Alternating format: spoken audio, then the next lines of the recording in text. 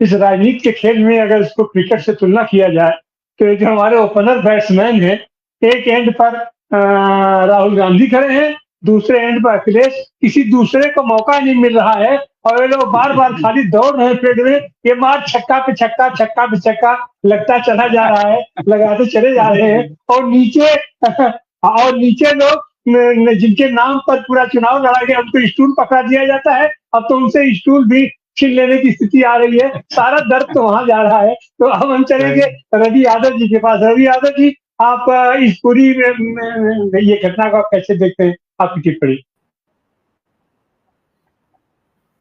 बहुत शुक्रिया तिवारी जी, आपको नमस्कार, पैनलिस्ट और आपके दर्शकों की।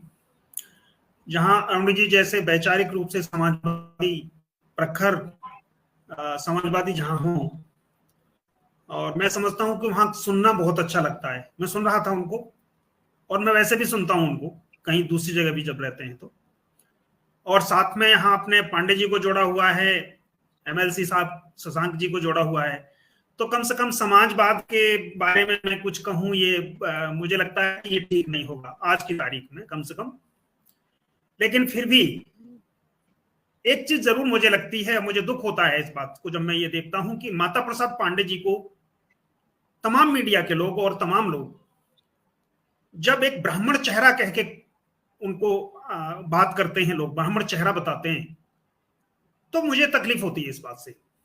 और मैं दूसरे लोगों की नहीं, मुझे लगता है कि खासतौर से मैं देखता हूं समाजवादी पार्टी के बहुत से सोशल मीडिया पर जो मैं जिनको समर्थक देख रहा हूं, जो समाजवादी पार्टी के समर्थक कहते हैं अपने आप को, पिछले कुछ समय से हुआ यह है कि समाजवादी पार्टी में जैसे जैसे बहुजन समाज पार्टी टूटती गई है, कमजोर होती गई है, तो बहुजन समाज पार्टी से बहुत से लोग, नेताओं भी और कार्यकर्ता भी, उनके समर्थक भी समाजवादी पार्टी में आज हैं।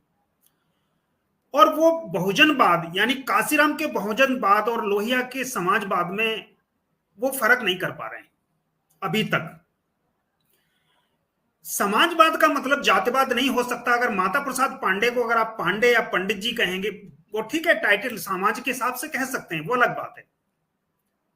लेकिन अगर जनेश्वर मिश्रा को ब्राह्मण चेहरा कहेंगे, माता प्रसाद पांडे को अगर आप ये कहते हैं कि वो ब्राह्मण चेहरा हैं, तो मुझे लगता है बहुत न्याय नहीं है उनके साथ, अन्याय है ये गलत चीज है, ये नहीं होना चाहिए। वो सोशलिस्ट हैं, और सोशलिस्ट कोई भी जब है, अब बहुत सा समय था जिस समय से हिंदुत्व उभर रहा है, माता प्रसाद जी समाजवादी पार्टी में ही है तब से। कितनी गालियां खाई होंगी उन्होंने जिस समय मंडल कमीशन लागू किया गया है। पांडे जी बैठे हुए हैं साथ में, कितनी गालियां इनको पड़ी होंगी। अयोध्या से खासतौर से किस हिम्मत के साथ ये जुटे रह रहे हैं वहां पर समाजवादी पार्टी के साथ, हम समझ सकते हैं बाकी के लोग। जिस समय मंडल कमीशन लागू हुआ है उसके बाद तमाम सारे इस तरह के लोगों ने, जहां नेताजी गुजरते थे लोग जमीन पर थूकते थे, हमने वो देखा है। तो ये नफरती लोग हैं जो इस तरह की बातें करते हैं। समाजवादी पार्टी की बात करें, मैं समझता हूं चाहे ब्रजभूषण तिवारी जी रहे हों, आप उनको जातिवाद में कैसे कह सकते हैं? मोहन सिंह जी हों, कपिल देव सिंह जी हों, और कब समाजवादी पार्टी इस तरह की थी? वो कहने को टैग लगा देना है आपको कि यादव मुसलमान की बाई और बाई एम बाई की पार्टी है। मैंने कभी नहीं देखा कि भारतीय जनता पार्टी को कोई ब्राह्मण बनिया की पार्टी कह रहा है या ठाकुर ब्राह्मण की पार्टी कह रहा है। मैंने कभी नहीं सुना किसी टीवी पर किसी भी एंकर को और किसी भी एनालिस्ट को। क्यों भाई? कौन सा बेस है उनके पास? जितना आपके पास टोटल बेस है उतना तो खाली मुसलमान है। 15% मिला था 2012 में, उससे ज्यादा उत्तर प्रदेश में मुसलमान हैं। लेकिन ये खुद में जितने जातिवादी लोग हैं, आप देखिए केशव मौर्य जी कहते हैं कि अब पीडीए कहां चला गया। शर्म आनी चाहिए केशव मौर्य जी को, बेहद शर्मनाक स्टेटमेंट है उनका ये। पीडीए की अगर आपको थोड़ी सी भी चिंता है, आप सिंगल स्टेटमेंट बता दीजिए जब आपने 69,000 शिक्षकों के बारे में कभी कोई आवाज उठाई हो सदन में, या कभी कोई लेटर लिखा हो। अभी जरूर एक लिख रहे हैं ये, अभी जब ये सब हार गए हैं उसके बाद में जो कुछ हो रहा है, तो वो तो दिख रहा है कि अब दिख रहा है कि राजनीति जा रही है। तो जरूरी है कि कुछ इस तरह की चीजों को सामने लेके आए ताकि राजनीति बची रहे। अन्यथा तो आप इनको देखिए, इनको कब पीडीए की चिंता थी? समाजवाद का मतलब है जो कमजोर तबका है, जो नीचे का तबका है, जहां जो शोषित हो रहा है किसी के भी द्वारा, आर्थिक तौर पर, सामाजिक तौर पर, न्यायिक तौर पर, धार्मिक तौर पे जो बराबरी का हक जिनको नहीं मिल पा रहा है उनके लिए लड़ना। कई बार मैं बहुत बड़े बड़े लोगों को देखता हूं टीवी पर जो कहने लगते हैं कि साहब समाजवादी साहब, वो ऐसी धारणाएं बनाई जाती हैं कि उसके पैर में चप्पल नहीं होने चाहिए, जूते फटे होने चाहिए।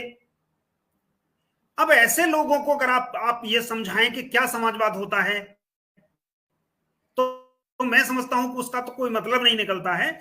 लेकिन एक बहुत अच्छा डिसीजन है ये, और समाजवादी विचारधारा के अनुरूप एक डिसीजन है। मैं माता प्रसाद जी को ब्राह्मण चेहरा या कुछ और चेहरे के तौर पर नहीं देखता, मैं उनको एक सोशलिस्ट के तौर पर देखता हूं और एक गंभीर राजनेता के तौर पर देखता हूं। दो बार जो आदमी विधानसभा का अध्यक्ष रहा है, जरा भी मतलब होते, बहुत समय था, कभी भी जा सकते थे निकल के, पार्लियामेंट में भी जा सकते थे और मंत्री भी हो सकते थे, शायद इस समय भी मिनिस्टर हो सकते थे अगर उनको वही करना होता जो कुछ और लोगों ने किया है थोड़े दिन पहले, जिनका जिक्र हो रहा था, मनोज पांडे वगैरह का। तो आप समझ सकते हैं, और उनको जनता ने सबक सिखाया है, बहुत बुरी तरह से सबक सिखाया है। जितने लोगों ने राज्यसभा के समय पर पार्टी छोड़ी थी, उनमें से अगर आप कहें तो आशुतोष मौर्य बदायूं के अलावा जो दूसरे लोग जितने भी हैं, अपनी अपनी सीटों पर विधानसभा में लोकसभा चुनाव के दौरान अपनी अपनी सीटों पर इतनी बुरी तरह से हारे हैं। मनोज पांडे ने तो कमाल ही कर दिया है। वो तो 80,000 से 83,000 के करीब करीब उनके यहाँ वो पिछड़े हैं। वहां भाजपा का कैंडिडेट वहां 80-83,000 वोटों से पीछे था।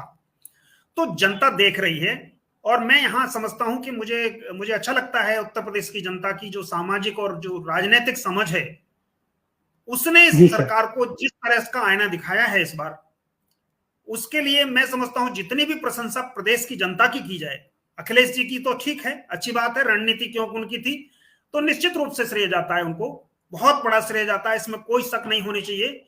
लेकिन प्रदेश की जनता ने भी जिस तरह का जवाब दिया है इस बार नफरती राजनीति को, वो बहुत, मुझे लगता है कि उसके लिए बहुत साधुवाद, बहुत धन्यवाद देना चाहिए उत्तर प्रदेश के लोगों को।